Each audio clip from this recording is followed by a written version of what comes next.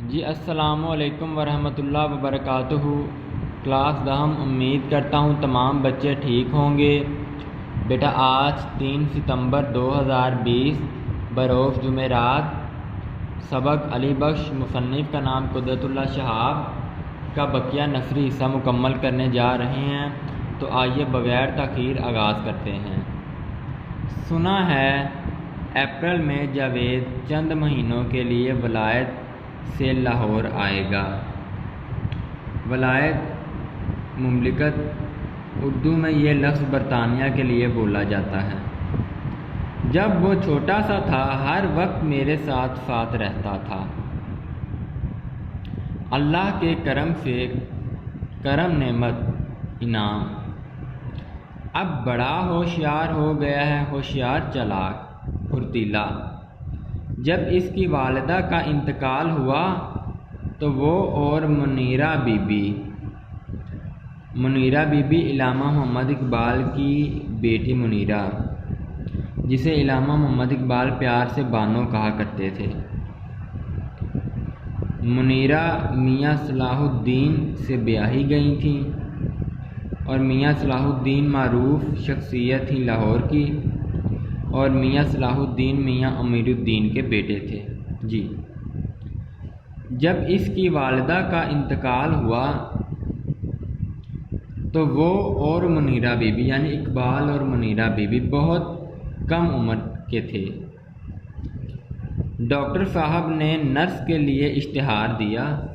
Nurse جسے آپ آیا کہتے ہیں، جو بچوں کو سنبھالتے ہیں، اشتہار دیا، مشہوری دی، بے شمار جواب آئے، بے شمار لاتعداد۔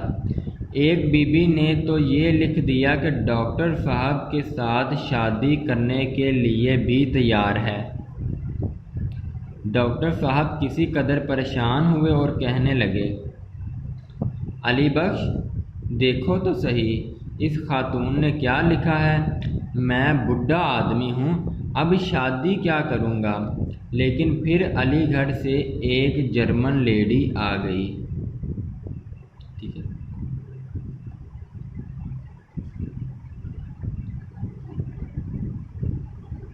آگے علی بخش کا تخیل بڑی تیز رفتاری سے ماضی کے دھندلکوں میں پرواز کر رہا تھا۔ تخیل، سوچ،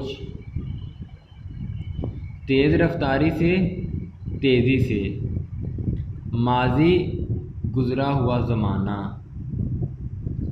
دھندلکوں، کوئی چیز یاد آنا،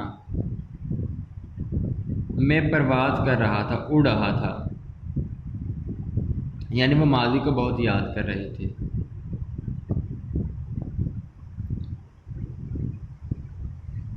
زندگی کے ہر موڑ پر اسے اپنے ڈاکٹر صاحب یا جاوید یا منیرہ بی بی کی کوئی نہ کوئی خوشگوار یاد آتی رہتی ہے۔ اب دیکھیں، اتنی بات بتائی علی بخش نے اقبال کے متعلق، اور اقبال کے بعد ان کے بیٹے جاوید کے متعلق، اور جاوید کی جو بہن تھی چھوٹی منیرہ بی بی اس کے متعلق۔ یعنی کہ اب علی بخش کا جو سوچ ہے، خیال ہے، وہ تیزی سے ماضی میں جا رہا ہے۔ زندگی کے ہر موڑ پر علی بخش کو ڈاکٹر علامہ محمد اقبال صاحب کی، جاوید کی یا منیرہ بی بی کی کوئی نہ کوئی خوشگوار یاد آتی رہتی تھی، خوشگوار، اچھی۔ جھنگ پہنچ کر میں اسے ایک رات اپنے ہاں رکھتا ہوں۔ اب وہ جھنگ جا چکے ہیں۔ کون؟ مصنف قدرت اللہ شہاب اور علی بخش۔ دوسری صبح اپنے ایک نہایت قابلیت والے اور فرد شناس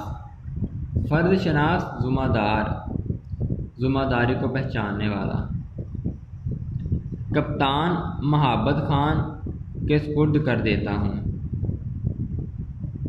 یعنی ایک رات قدرت اللہ شہاب صاحب کہتے ہیں کہ میں علی بخش کو اپنے پاس رکھتا ہوں، علی بخش کو، اور صبح ہوتے ہی اپنے قابل عزیز فرد شناس مجسٹریٹ کپتان محبت خان کے حوالے کر دیتا ہوں۔ جی